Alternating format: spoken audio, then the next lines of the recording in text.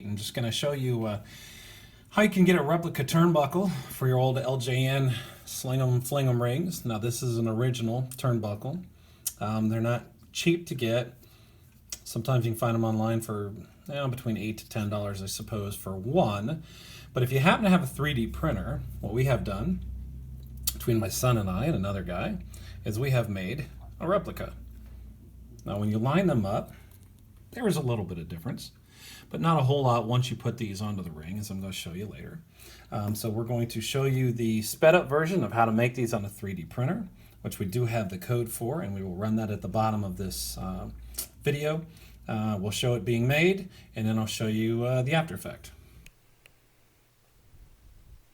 Hi, this is Mike, and this time I'm going to do something a little bit different. I'm going to show you how to get the turnbuckles if you want to do them in a 3D printer. My son and I did this with the help of a friend that we had an LJN ring that needed, I think, 4 turnbuckles, and we ended up being able to do these pretty well, and then we bought our own 3D printer.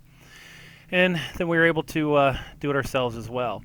So you go to thingiverse.com, and what you need to do is in the search engine, you're going to look for the WWF Turnbuckle ring, or turnbuckle, sling 'em fling 'em ring. Like I said, I had a friend do this.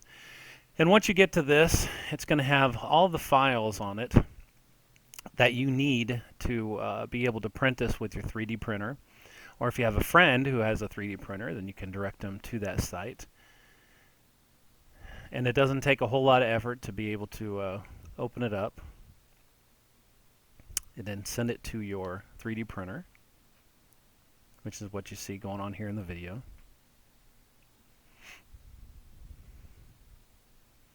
Now shout out to my son Owen for doing all the technical stuff on this side of it. I'm just doing the voiceover, that's it.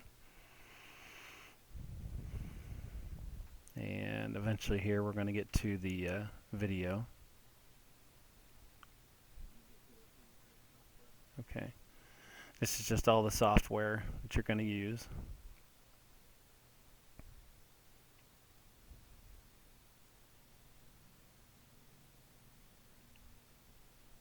Sorry, waiting for it all to load up. The key is getting to the Thingiverse. Unfortunately, a lot of people who've done 3D printer work have not shared out their codes or their designs for us to be able to use them, but I have no problem with the turnbuckles because, anybody else can use them, and that's perfectly fine with me. I have no interest in making any money off of this. However, there are some others who have, and, kudos to them. It's their thing if they figured it out. What would be really helpful is if I had a 3D scanner and I could scan the accessories, and then we could do it the same way. So what you're seeing here is the image of what the turnbuckle will look like, and it actually is pretty accurate to what the original was. Yep. And then once you get it all loaded up in your 3D printer here fairly soon, we're going to have the sped up version of the printing of the turnbuckle, and I'll show you the before and afters and compare it to the original one as well.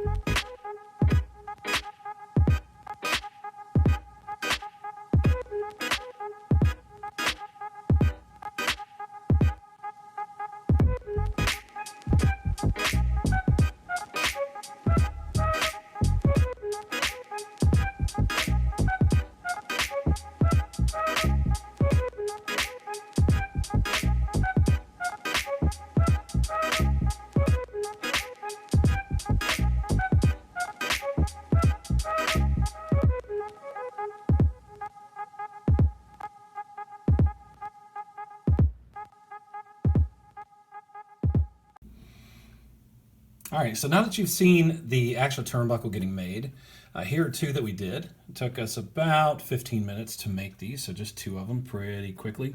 The mouths are just slightly different from the original.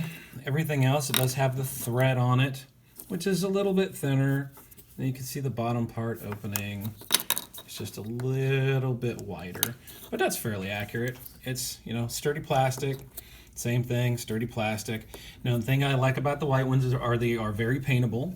So they do have a close similarity to what the other turnbuckles look like. And once you put them on, you won't really notice them too much. But I also like the idea that you can paint these, so that if you don't want to paint the originals, say you want to do a customized ring, these ones are going to be the ones that you will want to do. This type of plastic is very paintable. Case in point, here is a painted version of that first, looking like the first turnbuckle, but it's like the 3D version that we did there. I believe I just use an Award Blue on it. Take about 3 or 4 coats. I did even Mod Podge it to give it a little bit of a gloss. So again, if you do line them up and you look at them hard enough, you can tell there's a difference, but they still work for the same purpose. Still hold the ring ropes together. And I think that that's a pretty good way to go, especially if you want to customize your ring. That way you're not ruining, you know, the originals, which can cost some money, and you can do these fairly quickly and for pennies on the dollar. So there you go. There's a video on your WWF LJN turnbuckles.